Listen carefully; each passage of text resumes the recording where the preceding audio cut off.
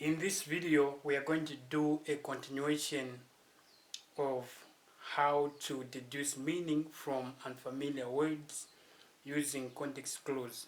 Remember the first video we looked at this and we looked at 4 different clues that we can use to deduce meaning from unfamiliar words. We looked at the definition as a clue on its own. We looked at antonyms as a clue on its own. We looked at the examples as a clue on its own. We also looked at the experience. Now, from video 1 in this lesson, we are going to do a continuation. So we'll look at mood or tone, we'll look at word structure, inference, and cause and effect in trying to deduce meaning from unfamiliar words. So the first one is the lugubrious wails of the mourners matched the dreary whistling of the wind at the cemetery.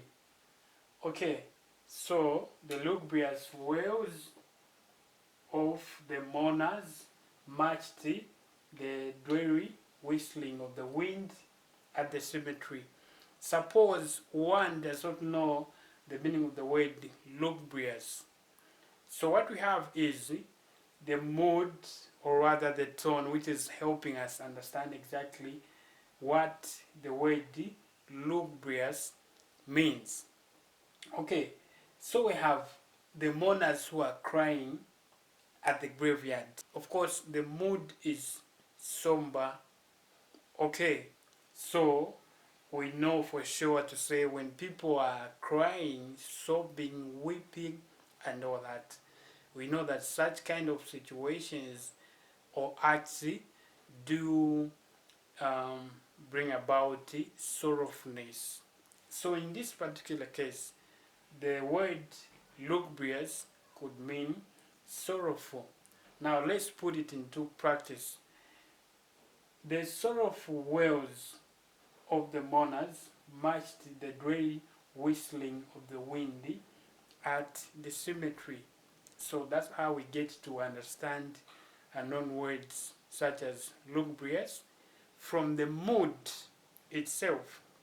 Usually this is common in literary works such as poems, prose writing like novels, and so on and so forth.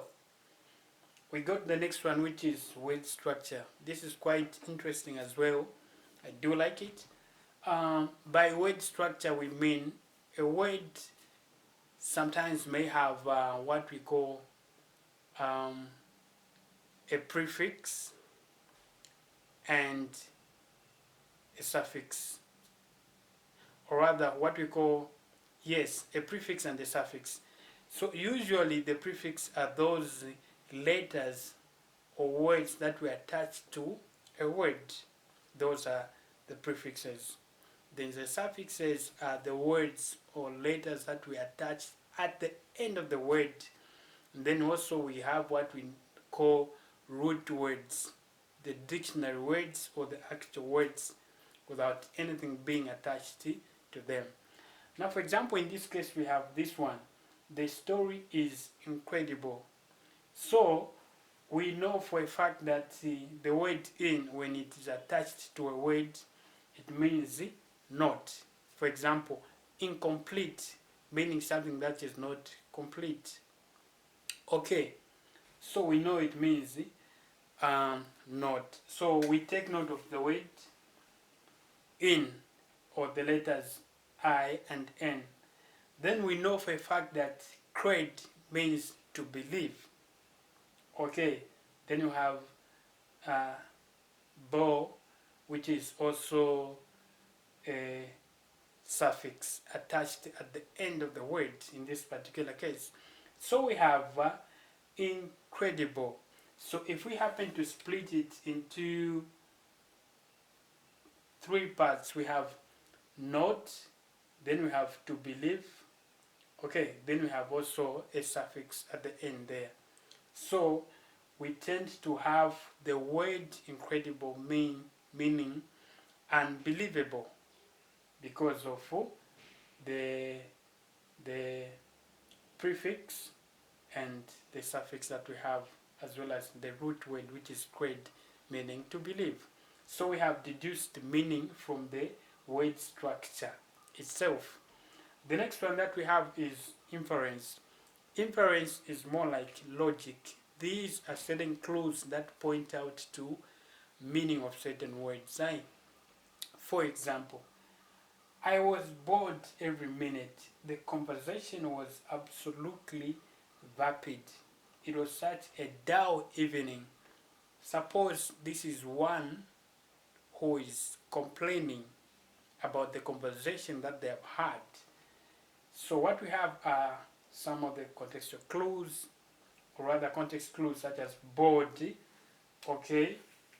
Then we have dull evening, okay. So we're looking for this particular word, which is vapid. Now, if something is dull, it could mean very uninteresting, boring, or something of that thought, which one did not enjoy. So if you enjoy something, you are interested in it, but if you do not, it means you are uninterested. So by looking at the context in which these words have been used, we may infer that the word vapid means uninteresting. So it is all that easy. Of course, it needs a little bit of some thinking, understanding the context in which the word has been used and what is going on. Quite similar to the experience clue that we looked at in the first video. The last one, we have cause and effect. This is where the writer will say one thing and make use of words such as therefore, so, hence, to indicate an activity which was to come afterward. Now, an activity which is to come afterward could have a known word that the reader may try to work out its meaning. So let's look at the example that we have here. She wanted to impress all her dinner guests with the food she served. So she carefully studied the necessary culinary arts. Now, if one wants to impress her dinner guests, of course we're referring to someone putting into consideration adequate preparations. So that's what we have here. What are those preparations? Preparations to do with the food in order to prepare delicious meals to impress the guests. So from the context, or rather from what is going on here, what is stated first, and the effect, we are able to tell that the culinary arts could mean food preparations. So we arrive at such as our words. Okay? So basically that's what I had for you in this particular video.